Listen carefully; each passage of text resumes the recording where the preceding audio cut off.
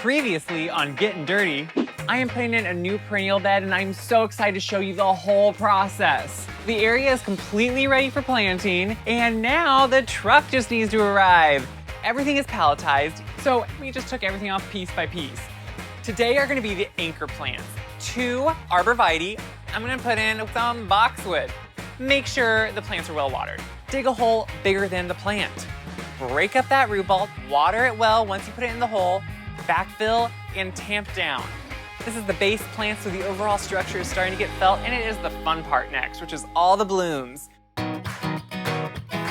Hi guys, I'm Caleb. I grew up in the middle of cornfields in Iowa, and now I live on a farm of my own. I grow a lot of my own food, but also love landscaping my yard. Have you ever wanted to landscape your yard, but it just seems kind of overwhelming? This is the start to finish basics of what you need to know so you can be inspired to do your own. Whether you want to plant one shrub, a flower, or a whole project. So come with me, let's go outside, because at the end of the day, it's all about getting dirty.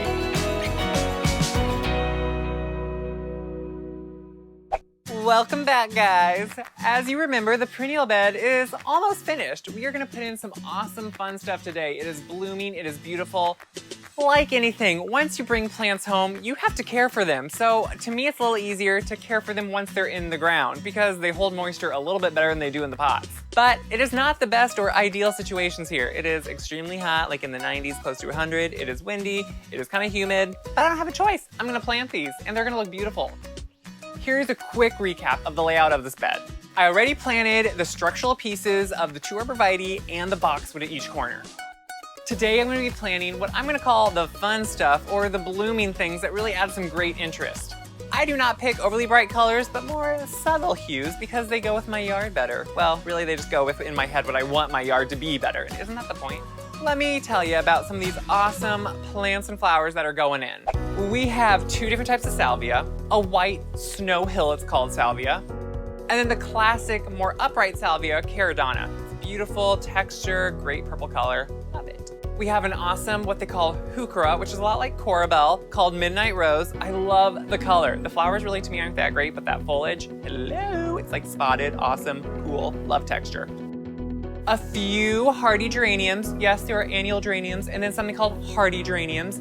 These are a crane's bill variety called a ballerina. So they're a little bit more tiny, more clumpy and round. Again, just something I love. A few bluish toned sedum. These are called Siboldi. They're gonna be lower, almost more ground cover like. So with things like that, you just wanna stick them to the front of the flower bed so you can see them.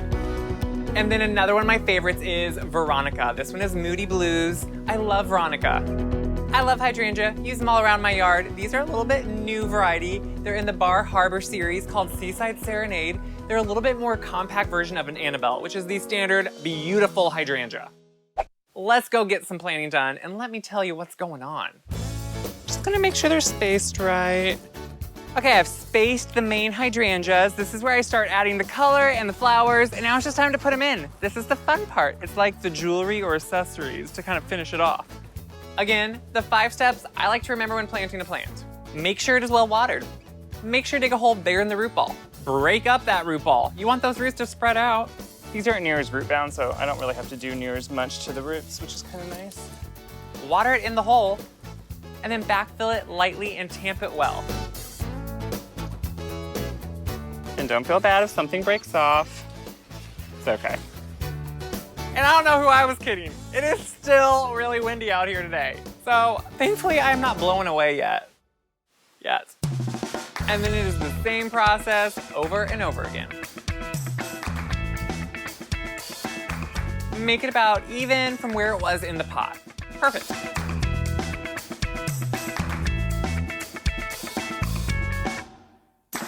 The wind is creating strong roots. Okay, it's good.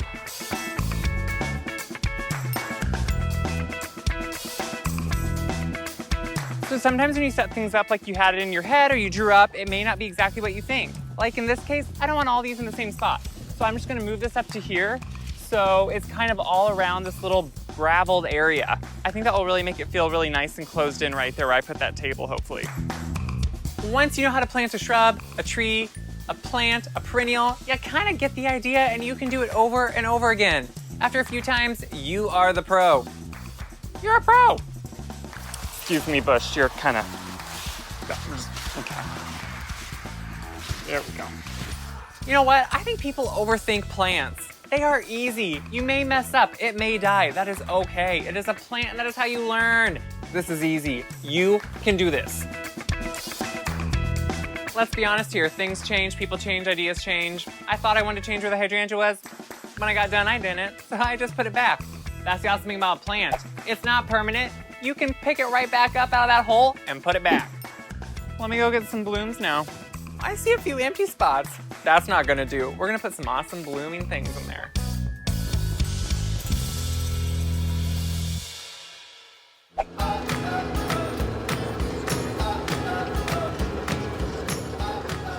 Beep, beep. It's the bloom train. Just look at that. It is like a pollinator's dream. Yes, I do have bees here. They just flutter around my yard, suck up all the delicious pollen from the plants. I think that's what, right? And they are gonna love these blooms. I made sure to pick things that are good for pollinators because we need them. The pesticides are killing them, and they're killing us. PSA, pesticide free, out.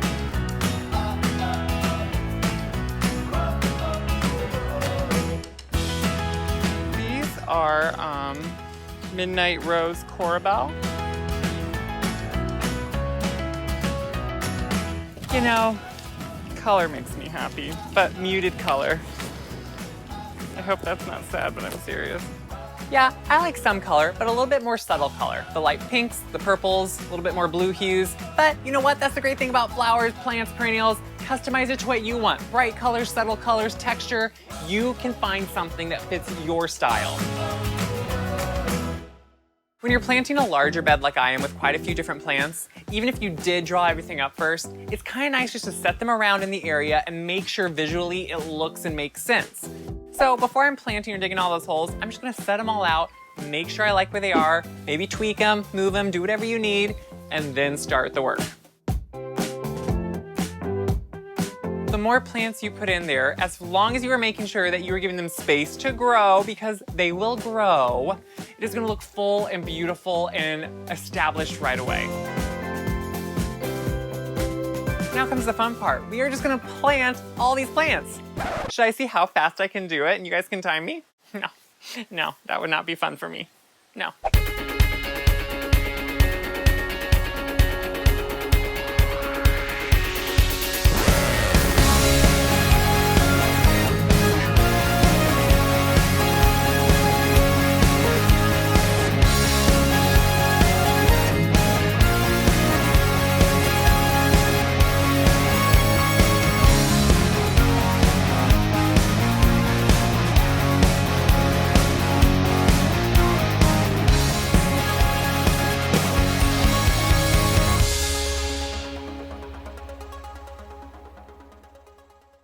And once everything is done, you know what I'm gonna say, you need to water everything well.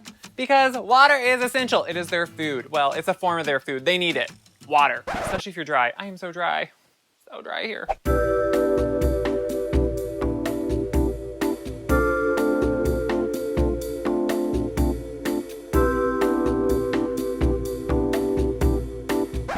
All right, that's it for today. I have a few more things I wanna do tomorrow, but today the work is done and I can just enjoy the view.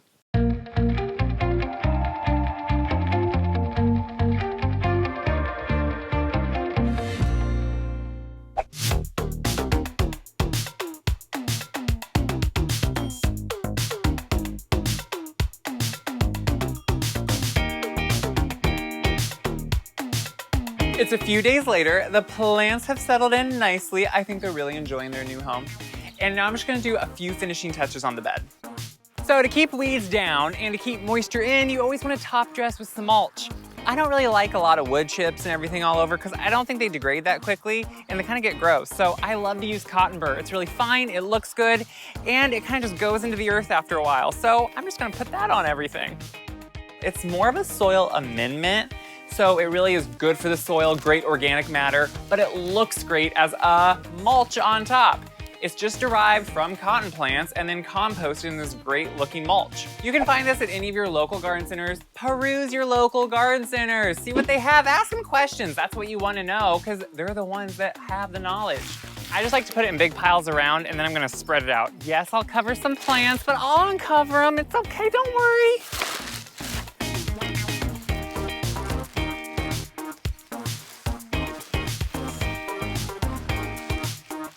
I'm just gonna do an even layer. You don't need to necessarily go overly thick. I like to go about an inch, maybe 2 inches. It's just gonna really help with the moisture in the weeds.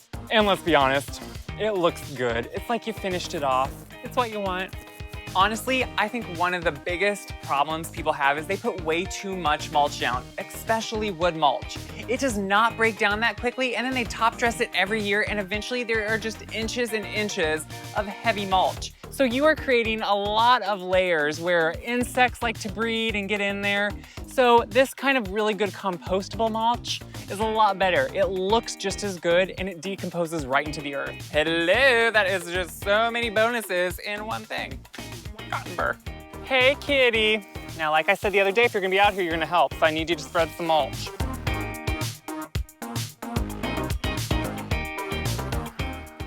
Don't look at my thighs, people. Off limits. Joking, it's all on limits right now.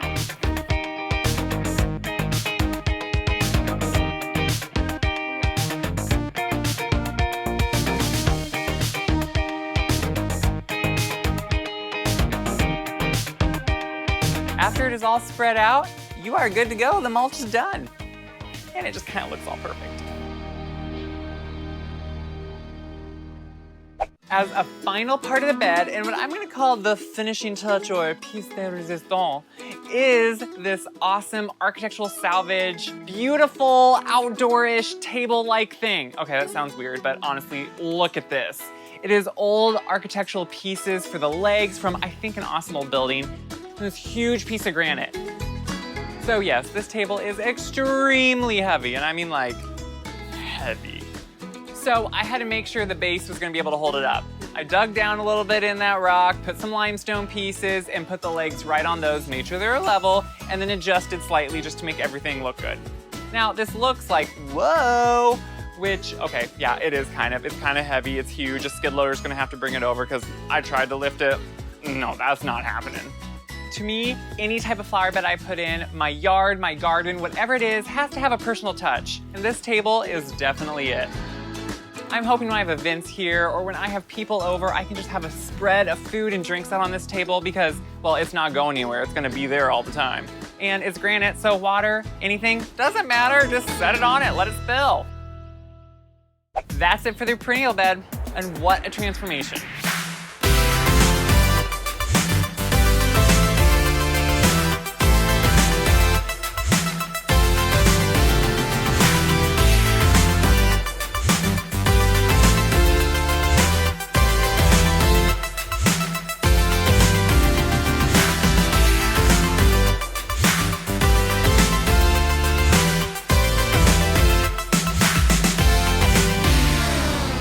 Honestly, that finishing touch is the end of the perennial bed. And really, as you can see, it was not that hard. Yeah, I put in a few more plants probably than maybe some of you would want to, but a plant is a plant and it goes in the same. If these plants don't work for your yard, don't worry, that's normal. There are plants for every area you live in. Whether you're south, north, east, west, you can find beautiful plants that will make your place look amazing and inspire you. And that's half the fun, figuring out what works in your area. And that is pretty much the perennial bed. And I think it's a pretty good transformation from nothing but grass to a beautiful blooming bed. That is gonna really have year-round interest. So make sure to follow Monrovia and the Gray Boxwood on Instagram and Facebook so we can hear from you and see what you're doing in your yards. And don't forget, keep coming back because coming up next, we are moving across the road over to my mom's yard and there's gonna be some bigger equipment and a little bit more of a transformation. So let's see if I can actually go through with this. I think so. And as always, make sure to get a little bit dirty. Your yard will thank you. See you next time.